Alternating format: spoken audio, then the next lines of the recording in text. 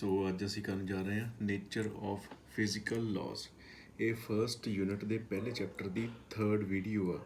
ਸੋ ਇਹਦੇ ਵਿੱਚ ਸਭ ਤੋਂ ਪਹਿਲਾਂ ਆਉਂਦੇ ਹੈਗੇ ਆ ਕੰਜ਼ਰਵੇਸ਼ਨ ਲਾਜ਼। ਸੋ ਕੰਜ਼ਰਵੇਸ਼ਨ ਲਾਜ਼ ਹੁੰਦੇ ਕੀ ਆ? Conservation laws are these laws are explained in term of some physical quantities। Physical quantities ਕਿਹੜੀਆਂ? ਜਿਵੇਂ ਕਿ ਚਾਰਜ, ਮਾਸ, ਐਨਰਜੀ, ਲੀਨੀਅਰ ਮੋਮੈਂਟਮ ਤੇ ਐਂਗੂਲਰ ਮੋਮੈਂਟਮ। ਇਹ ਸਾਰੀਆਂ ਦੇ ਬੇਸ ਦੇ ਉੱਤੇ ਅਸੀਂ ਕੰਜ਼ਰਵੇਟਿਵ ਲਾਜ਼ ਨੂੰ ਐਕਸਪਲੇਨ ਕਰ ਸਕਦੇ ਹਾਂ। ਕਿਉਂਕਿ ਇਹ ਜਿਹੜੀਆਂ ਸਾਰੀਆਂ ਚੀਜ਼ਾਂ ਨਾ ਇਹ ਸੇਮ ਰਹਿਣੀਆਂ ਸਿਸਟਮ ਦੇ ਵਿੱਚ। these things remains same। ਸੋ ਉਦੋਂ ਤੱਕ ਸੇਮ ਰਹਿਣੀਆਂ ਜਦੋਂ ਤੱਕ ਕੋਈ ਵੀ ਐਕਸਟਰਨਲ ਫੋਰਸ ਇਹਨਾਂ ਦੇ ਉੱਤੇ ਐਕਟ ਨਹੀਂ ਕਰਦੀ। ਇਸ ਕਰਕੇ ਕੰਜ਼ਰਵੇਸ਼ਨ ਲਾਜ਼ ਨੂੰ ਅਸੀਂ ਇਹਨਾਂ ਫਿਜ਼ੀਕਲ ਕੁਆਂਟੀਟੀਜ਼ ਦੇ in term of these physical quantities ਅਸੀਂ ਐਕਸਪ੍ਰੈਸ ਕਰਦੇ ਹਾਂ। ਸੋ ਸਭ ਤੋਂ ਪਹਿਲਾਂ ਅਸੀਂ ਕੰਜ਼ਰਵੇਸ਼ਨ ਲਾਜ਼ ਪੜ੍ਹਨ ਤੋਂ ਪਹਿਲਾਂ ਅਸੀਂ ਦੇਖਦੇ ਹਾਂ ਵੀ ਆਈਸੋਲੇਟਡ ਇੱਕ ਸਿਸਟਮ ਕੀ ਹੁੰਦਾ ਹੈ। So any system on which no external force act is known as isolated system. ਇੱਕ ਇਹੋ ਜਿਹਾ ਸਿਸਟਮ ਜਿਹਦੇ ਉੱਤੇ ਕੋਈ ਵੀ ਬਾਹਰਲੀ ਫੋਰਸ ਐਕਟ ਨਹੀਂ ਕਰਦੀ। ਮੰਨ ਲਓ ਹੁਣ ਤੁਸੀਂ ਸਭ ਤੋਂ ਸੌਖੀ ਐਗਜ਼ਾਮਪਲ ਲਈਏ ਤਾਂ ਉਹਦੇ ਵਿੱਚ ਥਰਮੋਸ ਦੀ ਐਗਜ਼ਾਮਪਲ ਆਉਂਦੀ ਹੈ। ਸੋ ਥਰਮੋਸ ਕੀ ਹੁੰਦੀ ਆ? ਤੇ ਇਹ ਇੱਕ ਕਿਸਮ ਦੀ ਇੱਕ ਆਈਸੋਲੇਟਡ ਸਿਸਟਮ ਆ। ਇਹਦੇ ਵਿੱਚ ਹੁਣ ਸਾਰੀ ਇਸ ਤਰੀਕੇ ਦੀ ਬੋਲਿੰਗ ਹੁੰਦੀ ਹੈ ਇਹਦੀ, ਤੇ ਇਹਦਾ ਟੈਂਪਰੇਚਰ ਜਿਹੜਾ ਇੰਟਰਨਲ ਟੈਂਪਰੇਚਰ ਹੁੰਦਾ ਉਹ ਬਾਹਰ ਨਹੀਂ ਜਾਂਦਾ ਤੇ ਬਾਹਰਲਾ ਟੈਂਪਰੇਚਰ ਅੰਦਰ ਨਹੀਂ ਆਉਂਦਾ। ਇਹ ਸਿਰਫ ਅਸੀਂ ਥਰਮੋਡਾਇਨਾਮਿਕਸ ਦੇ ਵਿੱਚ ਗੱਲ ਕਰਦੇ ਹਾਂ, ਬਲਕਿ ਹੋਰ ਵੀ ਬਹੁਤ ਸਾਰੇ ਆਈਸੋਲੇਟਡ ਸਿਸਟਮ ਹੁੰਦੇ ਆ। ਸੋ ਫੋਰ ਐਗਜ਼ਾਮਪਲ ਥਰਮੋਡਾਇਨਾਮਿਕਸ ਦੇ ਵਿੱਚ ਥਰਮੋਸ ਦੇ ਵਿਚਲੇ ਲਿਕੁਇਡ ਦਾ ਟੈਂਪਰੇਚਰ ਜਾਂ ਵਿਚਲੇ ਸਬਸਟੈਂਸ ਦਾ ਟੈਂਪਰੇਚਰ ਬਾਹਰ ਨਹੀਂ ਜਾਂਦਾ ਤੇ ਬਾਹਰਲਾ ਅੰਦਰ ਨਹੀਂ ਆਉਂਦਾ। ਇਸ ਤਰੀਕੇ ਦੇ ਹੁਣ ਦੇਖੋ ਇੱਥੇ ਕੋਈ ਵੀ ਬਾਹਰਲੀ ਫੋਰਸ ਐਕਟ ਨਹੀਂ ਕਰ ਰਹੀ, ਅੰਦਰ ਨਹੀਂ ਆ ਰਹੀ। ਇਸ ਤਰੀਕੇ ਦੇ ਸਿਸਟਮ ਨੂੰ ਅਸੀਂ ਆਈਸੋਲੇਟਡ ਸਿਸਟਮ ਕਹਿੰਦੇ ਹਾਂ। ਹੁਣ ਜਿਹੜੀਆਂ ਫਿਜ਼ੀਕਲ ਕੁਆਂਟੀਟੀਜ਼ ਦੀ ਅਸੀਂ ਪਿੱਛੇ ਗੱਲ ਕੀਤੀ ਸੀ, ਇਹ ਕੀ ਕਰਦੀਆਂ? ਇਹ ਵੀ ਕੰਜ਼ਰਵ ਰਹਿੰਦੀਆਂ ਜਦੋਂ ਇਹ ਆਈਸੋਲੇਟਡ ਸਿਸਟਮ ਦੇ ਵਿੱਚ ਹੋਣ, ਇਸੇ ਹੀ ਤਰੀਕੇ ਦੇ ਸਿਸਟਮ ਵਿੱਚ ਹੋਣ ਕਿਸੇ ਵਿੱਚ। ਸੋ ਫਰਸਟ ਅਸੀਂ ਐਗਜ਼ਾਮਪਲ ਲੈ ਰਹੇ ਹਾਂ। ਫਰਸਟ ਹੈਗਾ ਸਾਡੇ ਕੋਲ law of conservation of charge ਜਿਵੇਂ ਪੋਜ਼ਿਟਿਵ ਤੇ ਨੈਗੇਟਿਵ ਚਾਰਜ ਹੁੰਦਾ ਆ। ਅਸੀਂ ਕੱਲ ਇਹਦੇ ਲਾਅ ਬਾਰੇ ਵੀ ਪੜ੍ਹਿਆ ਸੀ। ਸੋ ਇਹ ਕੀ ਹੁੰਦਾ? Total charge on an isolated system remains constant. Total charge ਜਿਹੜਾ ਆ ਉਹ ਕੌਨਸਟੈਂਟ ਹੀ ਰਹਿੰਦਾ ਹੈ। ਫੋਰ ਐਗਜ਼ਾਮਪਲ ਜੇ ਅਸੀਂ ਦੇਖ ਲਈਏ ਤਾਂ ਇਹਦੇ ਵਿੱਚ ਐਗਜ਼ਾਮਪਲ ਆਉਂਦੀ ਹੈ ਕਿ ਗਲਾਸ ਰੋਡ ਦੀ। ਇਹ ਹੋ ਗਈ ਸਾਡੀ ਗਲਾਸ ਰੋਡ, ਜਿਹਦੇ ਉੱਤੇ ਫਿਲਹਾਲ ਨਿਊਟਰਲ ਹੈ, ਕੋਈ ਵੀ ਚਾਰਜ ਨਹੀਂ ਹੈਗਾ ਇਹਦੇ ਉੱਤੇ, ਠੀਕ ਹੈ। ਸਾਰਾ ਯੂਨੀਫਾਰਮ ਚਾਰਜ ਹੈ। ਤੇ ਪਲੱਸ ਅਸੀਂ ਇੱਕ ਲੈ ਲਈਏ ਕਲੋਥ, ਲੈ ਲਈਏ ਸਿਲਕ, ਠੀਕ ਹੈ। ਇਹ ਗਲਾਸ ਰੋਡ ਹੈ। ਸੋ ਜਦੋਂ ਅਸੀਂ ਇਹਨਾਂ ਦੋਨਾਂ ਨੂੰ ਰੱਬ ਕਰਨਾ ਹੈ, ਇੱਕ ਦੂਜੇ ਦੇ ਉੱਤੇ ਰੱਬ ਕਰਨਾ, ਤਾਂ ਕੀ ਹੋਣਾ ਹੈ? ਗਲਾਸ ਰੋਡ ਜਿਹੜੀ ਆ ਉਹ ਸਾਰੀ ਦੀ ਸਾਰੀ ਪੋਜ਼ਿਟਿਵਲੀ ਚਾਰਜਡ ਹੋ ਜਾਣੀ ਹੈ ਤੇ ਇਸੇ ਤਰੀਕੇ ਨਾਲ ਸਿਲਕ ਕਲੋਥ ਜਿਹੜਾ ਉਹ ਸਾਰਾ ਦਾ ਸਾਰਾ ਨੈਗੇਟਿਵਲੀ ਚਾਰਜਡ ਹੋ ਜਾਣਾ, ਠੀਕ ਹੈ। ਹੁਣ ਦੇਖੋ ਇਸ ਲਾਅ ਦੇ ਅਕੋਰਡਿੰਗਲੀ ਕੀ ਆ? ਜਿੰਨਾ ਗਲਾਸ ਇਹਦੇ ਉੱਤੇ ਪੋਜ਼ਿਟਿਵ ਚਾਰਜ ਆਇਆ, ਸੇਮ ਹੀ ਕੁਆਂਟੀਟੀ ਦਾ ਇਹਦੇ ਉੱਤੇ ਨੈਗੇਟਿਵ ਚਾਰਜ ਆਇਆ ਨਾ ਸਿਲਕ ਰੋਡ ਦੇ ਉੱਤੇ, ਠੀਕ ਹੈ। ਸੋ ਜੇ ਇਹਦੇ ਉੱਤੇ 4 ਪੋਜ਼ਿਟਿਵ ਚਾਰਜ ਆਇਆ ਤਾਂ ਇਹਦੇ ਉੱਤੇ 4 ਨੈਗੇਟਿਵ ਚਾਰਜ ਆ ਜਾਣਾ ਹੈ। ਸੋ ਜੇ ਅਸੀਂ ਟੋਟਲ ਦੇਖੀਏ ਚਾਰਜ ਇਹਨਾਂ ਦਾ, ਸਾਰਿਆਂ ਦਾ ਚਾਰਜ ਤਾਂ ਇਹਨਾਂ ਦਾ ਕੀ ਰਹਿੰਦਾ ਹੈ? ਵੀ ਕੌਨਸਟੈਂਟ ਹੀ ਰਹਿੰਦਾ, ਸੇਮ ਹੀ ਰਹਿੰਦਾ ਹੈ, ਠੀਕ ਹੈ। ਜਿੰਨਾ ਇਹਨੇ ਹੁਣ ਇਹਦੇ ਉੱਤੇ ਪਹਿਲਾਂ ਗਲਾਸ ਰੋਡ ਦੇ ਉੱਤੇ ਵੀ ਪੋਜ਼ਿਟਿਵ ਤੇ ਨੈਗੇਟਿਵ ਦੋ ਹੀ ਤਰ੍ਹਾਂ ਦੇ ਚਾਰਜ ਸੀਗੇ, ਇਹਦੇ ਉੱਤੇ ਵੀ ਦੋ ਹੀ ਤਰ੍ਹਾਂ ਦੇ ਚਾਰਜ ਸੀ। ਜਦੋਂ ਅਸੀਂ ਰੱਬ ਕੀਤਾ ਤਾਂ ਗਲਾਸ ਦੇ ਉੱਤੇ ਸਾਰੇ ਦਾ ਸਾਰਾ ਪੋਜ਼ਿਟਿਵ ਆ ਗਿਆ, ਸਿਲਕ ਦੇ ਉੱਤੇ ਸਾਰੇ ਦਾ ਸਾਰਾ ਹੀ ਨੈਗੇਟਿਵ ਆ ਗਿਆ। ਸੋ ਟੋਟਲ ਚਾਰਜ ਜਿਹੜਾ ਇਹਨਾਂ ਦਾ ਕੀ ਰਿਹਾ? ਕੰਜ਼ਰਵ ਹੀ ਰਿਹਾ। ਤਾਂ ਟੋਟਲ ਚਾਰਜ ਕੌਨਸਟੈਂਟ ਹੀ ਰਿਹਾ ਇਹਨਾਂ ਦਾ, ਠੀਕ ਹੈ। ਸੋ ਨੈਕਸਟ ਸਾਡੇ ਕੋਲ ਆਉਂਦਾ ਹੈ ਜੀ law of conservation of mass and energy. Conservation of mass and energy ਆਉਂਦਾ ਹੈ। ਇਹਦੇ ਵਿੱਚ ਕੀ ਕਹਿੰਦੇ ਵੀ ਅਕੋਰਡਿੰਗ ਟੂ ਆਇਨਸਟਾਈਨ ਸਾਡੇ ਬਹੁਤ ਫੇਮਸ ਸਾਇੰਟਿਸਟ ਸੀਗੇ, ਤਾਂ ਉਹਨਾਂ ਦੇ ਅਕੋਰਡਿੰਗਲੀ ਕੀ ਕਹਿੰਦੇ ਆ ਵੀ ਮਾਸ ਤੇ ਐਨਰਜੀ ਇੰਟਰ ਕਨਵਰਟੇਬਲ ਆ, ਇੱਕ ਦੂਜੇ ਦੇ ਵਿੱਚ ਕਨਵਰਟ ਹੋ ਜਾਂਦੇ ਆ। ਸੋ ਇਹਦੇ ਵਿੱਚ ਕੀ ਸੀਗਾ ਸਾਡੇ ਕੋਲ? ਮਾਸ ਤੇ ਐਨਰਜੀ। ਇਹ ਹੈਗੀ ਜਿਹੜਾ ਮਾਸ ਹੈ ਉਹ ਐਨਰਜੀ ਦੇ ਵਿੱਚ ਕਨਵਰਟ ਹੋ ਸਕਦਾ ਹੈ ਤੇ ਐਨਰਜੀ ਜਿਹੜੀ ਆ ਮਾਸ ਦੇ ਵਿੱਚ ਕਨਵਰਟ ਹੋ ਜਾਂਦੀ ਹੈ। ਇਹ ਦੋ ਹੀ ਚੀਜ਼ਾਂ ਇੰਟਰ ਕਨਵਰਟੇਬਲ ਆ ਤੇ ਦੋਨਾਂ ਦਾ ਜਿਹੜਾ ਸਮ ਆ ਉਹ ਕੌਨਸਟੈਂਟ ਹੀ ਰਹਿੰਦਾ ਹੈ। ਮੰਨ ਲਓ ਕਿ ਪਹਿਲਾਂ ਜਿਹੜਾ ਮਾਸ ਸੀਗਾ ਉਹ 100% ਸੀ ਤੇ ਐਨਰਜੀ 0% ਸੀ। ਕੋਈ ਰਿਐਕਸ਼ਨ ਹੋਇਆ ਤਾਂ ਕੀ ਹੋਇਆ? ਐਨਰਜੀ ਹੁਣ 100% ਹੋ ਗਈ ਆ ਤਾਂ ਕੀ ਹੋ ਗਿਆ? ਸਾਰਾ ਦਾ ਸਾਰਾ ਮਾਸ ਐਨਰਜੀ ਕਨਵਰਟ ਹੋ ਗਿਆ ਤੇ ਐਨਰਜੀ 100% ਤੇ ਹੋ ਗਈ ਆ, ਬਟ ਮਾਸ ਜਿਹੜਾ 0% ਦੇ ਉੱਤੇ ਹੋ ਗਿਆ, ਠੀਕ ਹੈ। ਇਸ ਤਰੀਕੇ ਦੇ ਨਾਲ ਹੁਣ ਅਸੀਂ ਐਗਜ਼ਾਮਪਲ ਦੇ ਵਿੱਚ ਕੀ ਲੈਂਦੇ? ਨਿਊਕਲੀਅਰ ਫਿਊਲ ਦੀ। ਨਿਊਕਲੀਅਰ ਬੰਬ ਦੀ।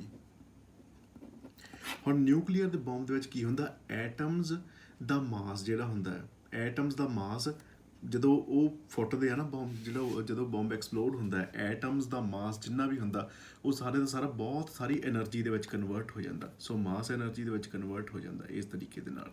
ਠੀਕ ਹੈ ਜੀ, ਇਹ ਹੁੰਦਾ ਸਾਡੇ ਕੋਲ law of conservation of mass and energy ਸੀਗਾ, ਜਿਹਦੇ ਵਿੱਚ ਮਾਸ ਤੇ એનર્ਜੀ ਇੱਕ ਦੂਜੇ ਦੇ ਵਿੱਚ ਕਨਵਰਟ ਹੋਈ ਜਾਂਦੇ ਸੀਗੇ। ਸੋ ਨੈਕਸਟ ਸਾਡੇ ਕੋਲ ਹੈਗਾ law of conservation of energy, ਕੱਲਾ એનર્ਜੀ ਦੀ ਕੰਜ਼ਰਵੇਸ਼ਨ ਆ। ਸੋ ਇਹ ਬਹੁਤ ਹੀ ਫੇਮਸ ਲਾਅ ਜਿਹਦੇ ਵਿੱਚ ਅਸੀਂ ਕਹਿੰਦੇ ਆ ਕਿ energy can neither be created nor be destroyed, it can only be transformed from one form to another form. Energy ਜਿਹੜੀ ਨਾ ਤਾਂ ਬਣਾਈ ਜਾ ਸਕਦੀ, ਨਾ ਹੀ ਤੋੜੀ ਜਾ ਸਕਦੀ ਜਾਂ ਖ਼ਤਮ ਕੀਤੀ ਜਾ ਸਕਦੀ ਹੈ, ਬਟ ਇੱਕ ਫਾਰਮ ਤੋਂ ਦੂਜੀ ਫਾਰਮ ਦੇ ਵਿੱਚ ਕਨਵਰਟ ਕੀਤੀ ਜਾ ਸਕਦੀ ਹੈ। ਫੋਰ ਐਗਜ਼ਾਮਪਲ ਅਸੀਂ ਇੱਥੇ ਐਗਜ਼ਾਮਪਲ ਲੈ ਲਈਏ, ਹੁਣ ਪੈਟਰੋਲ ਇੰਜਨ ਦੀ ਜਾਂ ਡੀਜ਼ਲ ਇੰਜਨ ਦੀ ਐਗਜ਼ਾਮਪਲ ਲੈ ਲੈਂਦੇ ਹਾਂ। ਉਹ 'ਚ ਕੀ ਹੁੰਦਾ, ਅਸੀਂ ਪੈਟਰੋਲ ਗੱਡੀਆਂ 'ਚ ਪਾਉਂਦੇ ਹਾਂ, ਗੱਡੀਆਂ 'ਚ ਪੈਟਰੋਲ ਪਾਉਣ ਤੋਂ ਬਾਅਦ ਉਹ 'ਚ ਕੰਬਸਸ਼ਨ ਹੁੰਦਾ, ਉਹ ਹੀਟ ਵਿੱਚ ਚੇਂਜ ਹੋ ਜਾਂਦਾ ਪੈਟਰੋਲ। ਠੀਕ ਹੈ, ਕੈਮੀਕਲ ਐਨਰਜੀ ਹੀਟ ਐਨਰਜੀ ਵਿੱਚ ਚੇਂਜ ਹੋ ਗਈ। ਹੀਟ ਐਨਰਜੀ ਵਿੱਚ ਬਾਅਦ ਵਿੱਚ ਹੁੰਦੀ ਹੈ ਮੋਸ਼ਨ ਦੇ ਵਿੱਚ ਚੇਂਜ, ਕਿਉਂਕਿ ਫਿਰ ਮੋਟਰਸਾਈਕਲ ਚੱਲਦਾ ਫਿਰ ਮੋਸ਼ਨ ਵਿੱਚ ਚੇਂਜ ਹੁੰਦੀ ਹੈ। ਇਸੇ ਤਰੀਕੇ ਦੇ ਨਾਲ ਜਿਹੜੀਆਂ ਹੁੰਦੀਆਂ ਫਿਰ ਉਹ ਤੋਂ ਬਾਅਦ ਵਿੱਚ ਐਗਜ਼ੌਸਟ ਨਿਕਲਦਾ, ਉਹ ਸਾਰਾ ਗੈਸ ਜਿਹੜੀ ਹੁੰਦੀ ਆ ਉਹ ਇਨਵਾਇਰਮੈਂਟ ਵਿੱਚ ਮਿਲ ਜਾਂਦੀ ਹੈ।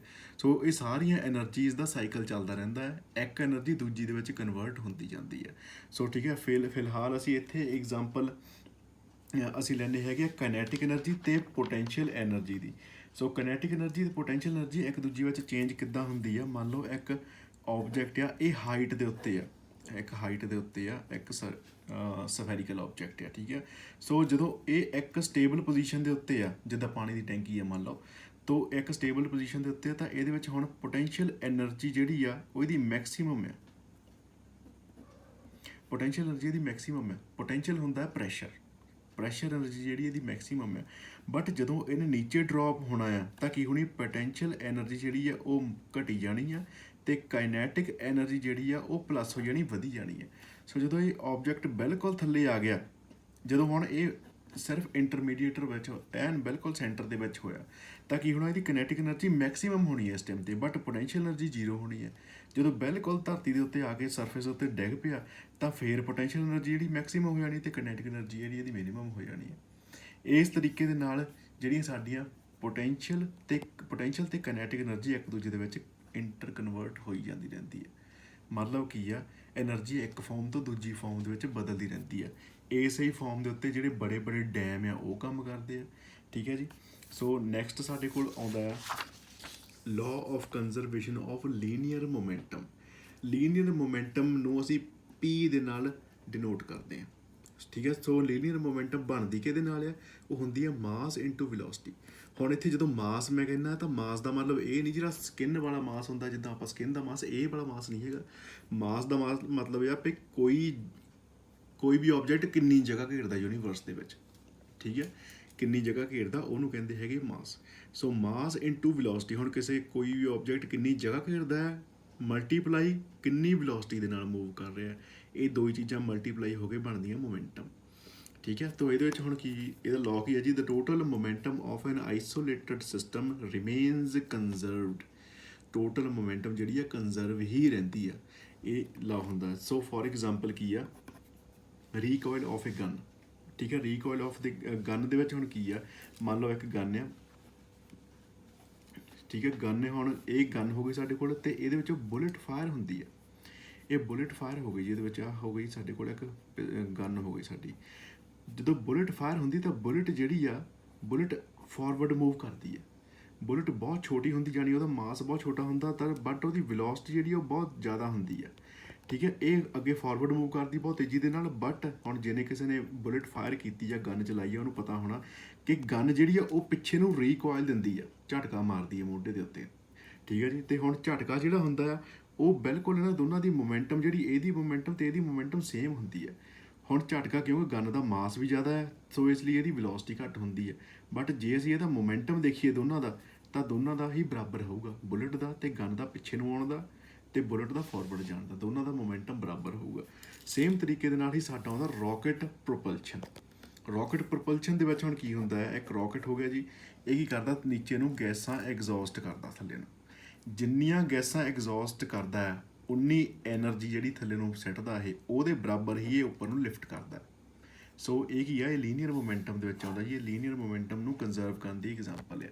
ਜਿੰਨੀ ਪਿੱਛੇ ਨੂੰ ਧੱਕਾ ਮਾਰੂਗਾ ਉਨਾ ਹੀ ਉੱਪਰਲੇ ਪਾਸੇ ਨੂੰ ਇਹ ਰਾਕਟ ਅਪਵਰਡ ਜਾਂਦਾ ਹੈ, ਠੀਕ ਹੈ ਜੀ। ਸੋ ਬਾਕੀ ਦੇ ਲਾਜ਼ ਨੈਕਸਟ ਵੀਡੀਓ ਦੇ ਵਿੱਚ ਐਕਸਪਲੇਨ ਕਰਾਂਗੇ। ਥੈਂਕ ਯੂ, ਸਬਸਕ੍ਰਾਈਬ ਕਰੋ ਮੇਰਾ ਚੈਨਲ। ਥੈਂਕ ਯੂ ਜੀ।